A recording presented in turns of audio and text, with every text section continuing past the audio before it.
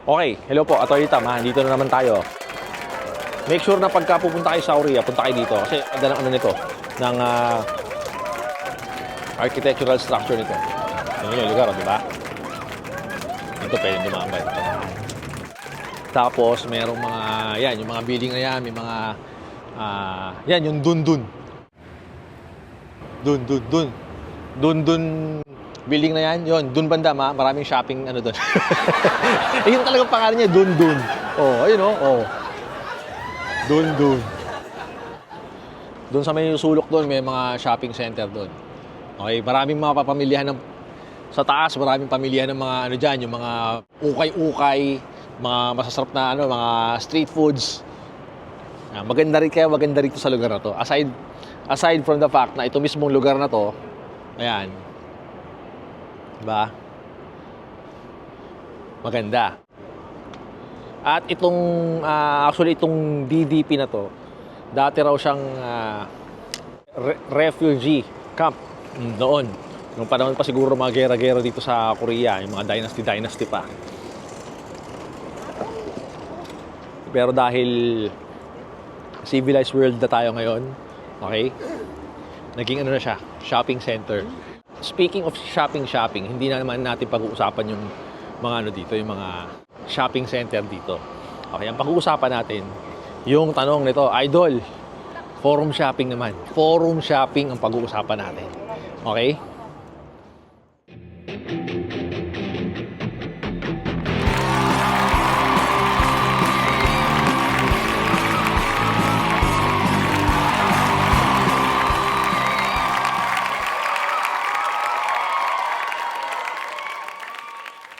Yung tanong niya na yan, matagal lang naka-reserve sa akin yan. Pero gusto ko, dito ko talaga siya sa Korea i-vlog, i-shoot.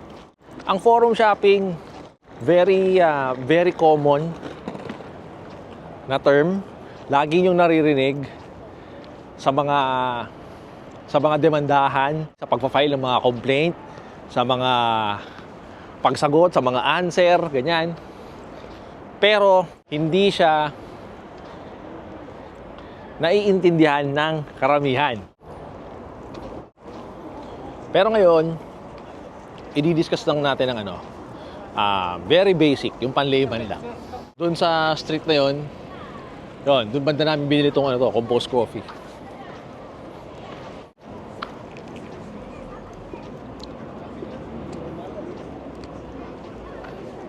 Ano ba talaga ang ibig sabihin, attorney, ng forum shopping? So, himayin natin yung dalawang term, forum at saka shopping. So, anong ibig sabihin ng forum? Tingnan nyo yung lugar, ang ganda. Makikita nyo sa paligid, may mga tambayan, may mga nag-uusap. Okay? Ayan. Forum. O, di ba? Forum. Ibig sabihin, meeting place. Okay? Lugar kung saan pwede tayong mag-uusap, pwede tayong magpalitan ng idea natin, mga ideas, information. O, yan. Kaya, forum, platform, lugar kung saan pwede tayong mag-usap. O, yan, public place, kung saan pwede mag-usap-usap. Di ba? Magpalitan ng kwento, kahit na kwentong barbero, di ba? Yan ang forum. Okay? Yung shopping, di ba? Shopping, ibig sabihin, ano ba ginagawa mo pag nag-shopping? Di ba namimili ka? Iba-iba, tinitingnan mo, titingin ka muna dyan. Kung gusto ko tong blue na t-shirt na to, gusto ko tong pink na t-shirt na to, gusto ko tong purple na t-shirt na to, tong pantalon na to, tong cellphone na to. Pero titingin muna ako sa iba't ibang mga store, sa mga shop, kung saan dyan yung mura. Okay? Kung saan yung mura, kung saan yung aayon sa'yo, yung papabor sa'yo, doon ka bibili. Okay? Ganun ang pagsha-shopping. Di ba? Kasi tumitingin-tingin ka kung ano yung mga bibilihin mo, kung ano yung mga gusto mo, kung ano yung mas mura ka, makakarami ka. O, di ba? Basta pabor sa'yo. Dun ka bibili. Yun ang shopping. Okay? So, dito, ina-apply natin yung term na forum shopping sa practice. Kasi ang ibig sabihin yan is yung magfa-file ka ng kung ano-anong mga causes of action, mga reklamo, sa iba't ibang forum, sa iba't ibang platform. Para kung sakaling nag-file ka ng File ka kay kuwari, Morena versus Pedro. Sasabihin ni Morena, may utang sa akin to si Pedro, 5,000. Demanda ko siya dito sa isang lugar na to, demanda ko siya dito, sa korte dyan. Tapos, demanda ko rin siya dito, sa isang kabilang korte naman, sa ibang lugar. Demanda ko rin siya dun, sa ibang lugar. Para siguradong mananalo ko or malaki at least yung chance na mananalo ko dun sa ko sa kanya, sa demanda ko sa kanya. Yun ang pagfo-forum shopping. Ibig sabihin, nagsha-shopping ka ng forum. Yung forum, it refers to korte. Okay? Sa venue kung saan ka magpapile. Kaya sinabing forum shopping. Kasi nagsha-shop ka ng, yun nga, kung saan-saan korte para masigurado mo or at least malaki yung chance na mananalo ka. Yun ang forum shopping. Ngayon, allowed ba ang forum shopping? Yun ang pinaka madugo dyan. Kasi, syempre, hindi pwede. Hindi allowed yun. Kaya ganito. Kaya makakita kayo ng mga tinatawag na certification against non-forum shopping. Saan yung madalas nakikita yung mga certification against non-forum shopping na yan? Kadalasan sa hindi sa criminal case, okay? Sa labor case, sa civil case, kuwari, si Morena, nag-file siya ng collection of sum of money, o kaya small claims laban kay Pedro.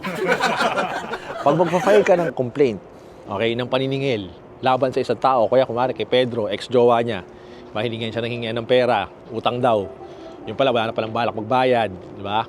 Pag-file pa lang niya, kuwari sa Quezon City, Quezon City siya Pag-file pa lang niya, kasama na ron sa pagpa-file niya is meron doon tinatawag na verification and certification against non-forum shopping. Ibig sabihin, pipirmahan ni ni Morena yon at ipapanotaryo niya yun. Ang nakasaad doon, medyo mahaba yun maraming paragraph yun Kaya sabi ko sa inyo doon ko na-discuss ng maigi doon sa sinusulat kong libro. Pero dito, explain ko na ng mabilisan.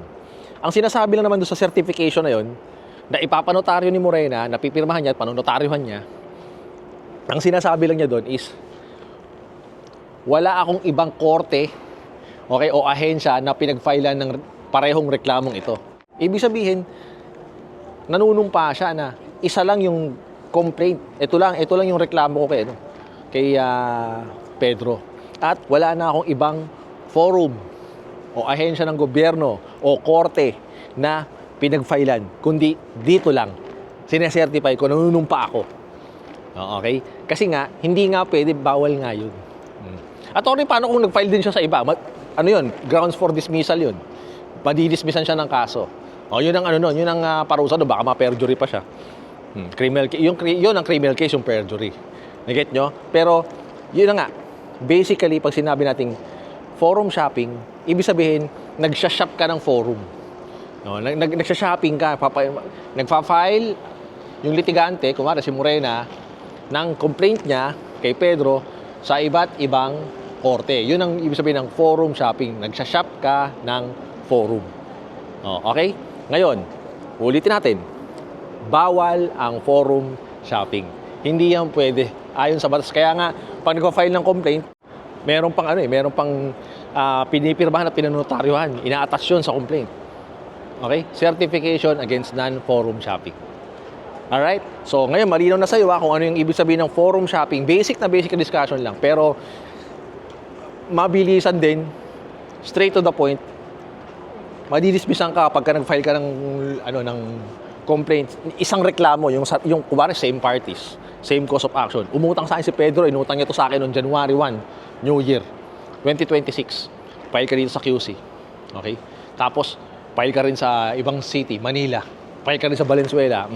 Pag nalaman yon na marami ka na palang nagsha-shopping ka pala ng forum, grounds for dismissal at pwede ka pang ma-perjury. Kasi nagsinungaling ka, nanumpa ka dun. Okay? So, yun ang ibig sabihin ng forum shopping at bawal siya. Okay? So, I hope malinaw na sa'yo kung ano yan God bless. Ciao.